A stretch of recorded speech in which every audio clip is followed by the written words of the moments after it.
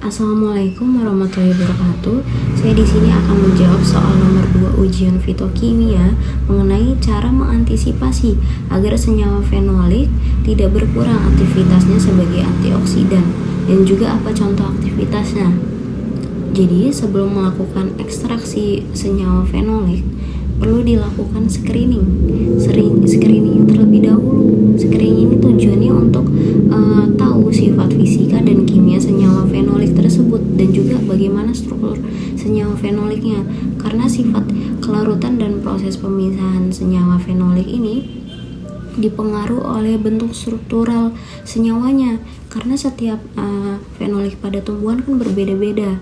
Nah, setelah di screening, lalu dipilih metode ekstraksi pemisahannya, apakah akan dipakai teknik konvensional atau pakai teknik non konvensional.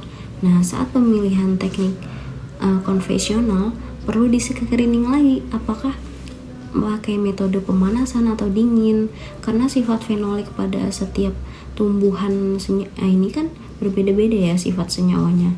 Nah, setelah di screening nih bahwa ternyata metode perkolasi dan juga maserasi biasanya cocok dipakai untuk ekstraksi senyawa fenolik. Namun perlu dihati-hati dalam menangani proses ekstraksi pada coklat contohnya, karena hasil screeningnya ini menyoroti bahwa pengaruh panas yang berlebih pada polifenol bersifat termolabil atau tidak tahan panas. Oleh karena itu, hati-hati dalam mengisolasi fenolik menggunakan coklat. Solusinya ada teknik lain, yaitu misalnya teknik pencernaan atau infusa. Jadi metode maserasi ini adalah metode maserasi yang dimodifikasikan melibatkan penggunaan pemanasan yang lembut, asalkan suhu tidak mempengaruhi bahan fitoaktif dalam sampel tanaman tadi. Teknik ini memang banyak digunakan untuk bahan tanaman yang mengandung senyawa polifenol atau bahan yang sukar larut. Selain itu, ekstraksi lengkap memerlukan fraksinasi ekstra kasar dengan polaritas yang lebih tinggi dari heksana.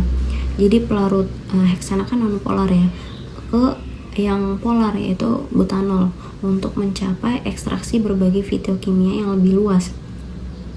Namun teknik ini tidak dapat digunakan untuk mengekstrak senyawa-senyawa termolabil yang tidak tahan panas, karena pemanasan yang lama ini dapat mendegradasi senyawa strukturnya.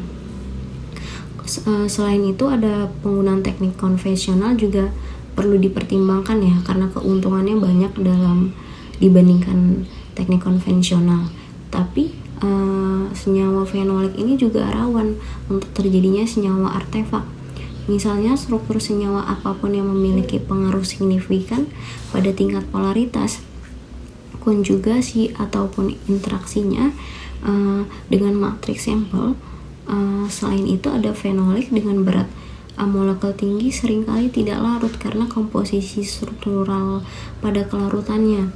Selanjutnya, sifatnya juga stabilitas senyawa fenolik ini bervariasi karena distribusinya yang tidak seragam pada tanaman. Misalnya pada beberapa senyawa fenolik yang stabil, beberapa senyawa fenolik ini stabil, sedangkan yang lainnya itu rentan terhadap oksidasi termolabil tadi atau tidak tahan panas dan juga mudah menguap. Jadi berbeda-beda. Jadi teknik konvensional itu kita milihnya juga tergantung dari tanamannya, makanya perlu di screening.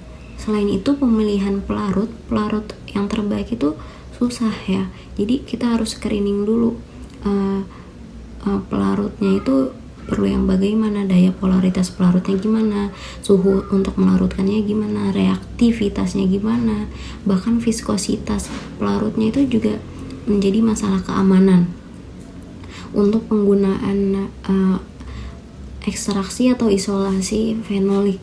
Nah, tapi setelah di screening ternyata ada pelarut umum yang digunakan untuk mengekstraksi polifenol, yaitu kebanyakan memakai metanol, air, kloroform, N-heksana, etanol, propanol, dan juga aseton. pada umumnya ini diyakini bahwa pelarut dengan polaritas yang lebih tinggi seringkali berkinerja baik dalam mengekstraksi polifenol, karena polifenol ini kan punya kelarutan yang tinggi ya dalam pelarut tersebut. Jadi makin banyak gugus hidroksil pada suatu senyawa, maka pakai pelarut yang makin polar, dan juga tidak boleh pakai pelarut yang bisa bereaksi dengan zat aktif karena dapat menghasilkan senyawa artefak lagi. Karena kalau sudah terjadi senyawa artefak tidak bisa dipakai ya, karena senyawanya sudah termodifikasi sehingga senyawa yang terkandung itu berbeda. Perlu dicatat juga pengaruh utama yang mendeteksi kelarutan zat larut dalam pelarut adalah struktur zat larut yang mengacu pada senyawa fenolik dalam konteks ini. Jadi saya ulangi, yang paling penting itu untuk mengurangi aktivitas untuk mengantisipasi agar aktivitas antioksidannya tidak pengurang, perlu di screening sifat fisikanya, screening tekniknya harus bagaimana, juga screening pelarutnya itu harus pakai yang seperti apa, harus yang cocok dan juga yang terbaik untuk melarutkan senyawa fenolik pada setiap tumbuhan. Sekian jawaban dari saya, terima kasih. Wassalamualaikum warahmatullahi wabarakatuh.